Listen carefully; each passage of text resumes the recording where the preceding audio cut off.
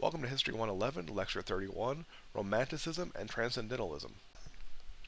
Romanticism was a reaction against convention, and it opposed certain assumptions of the Enlightenment and also certain key tenets of Protestant faith of the day. It really asserted the power of the individual, and it really reflected a deep appreciation of nature.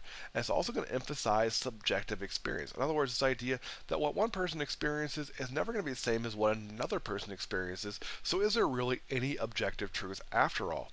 Now, Romanticism, also understand, was very idealistic.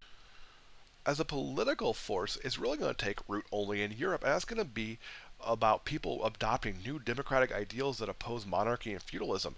In art, on both sides of the Atlantic, it's going to mean a turn away from neoclassicism and the ancient models of Greek perfection and classical correctness. And in philosophy, it's going to be concerned with taking on rationalism. And rationalism is the belief that all truth can be discerned by logic and reason. And they're going to argue that truth can only be discerned by emotion and experience.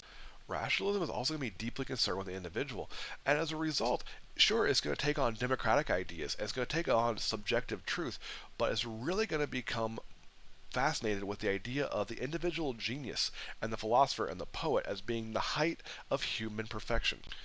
Now, American Transcendentalism is going to rise out of two intellectual and spiritual traditions: European Romanticism, we just talked about a moment ago, and American Unitarianism. Now, Emerson is going to be the man who really starts to drive us forward when he breaks from the Unitarian movement. He says it's too intellectualized, too removed from the direct experience of God, and he's going to extend and radicalize Unitarian beliefs in benevolent God and bring in the closest of God and humanity. So Unitarians are going to believe that truth comes only through empirical study and rationality, but Emerson's going to say, no, there needs to be mysticism. There needs to be a direct experience of holiness.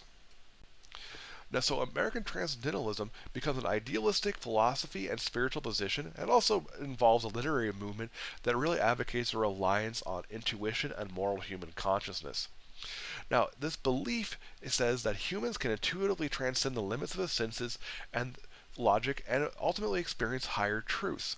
So it says one should value spirituality through direct access to God, not through organized religion, and through also experience of things like nature, intellectual pursuits, and by pursuing things like social justice. And this is a movement that becomes very popular between about 1830 and 1850. One of the offshoots of this is the Hudson River School, and they're the first school of American art, and they're really deeply influenced by the Transcendentalist movement. And they're going to try to liberate themselves what they see as the restraints of European traditions of art, and they're going to focus on nature. So the Hudson River School is primarily known for epic landscape paintings which depict vast American wilderness. Now, this is also going to spread into literature through authors like James Fenimore Cooper, who's going to write novels about wilderness life that also involve American ideals. So what's the big idea here? Well, ultimately, it's about individualism. It's about rejecting organized religion and instead engaging on a personal journey that's full of emotion and experience. And Transcendentalism really teaches the people who took up this idea that they should really deeply value justice and nature. See you in the next lecture.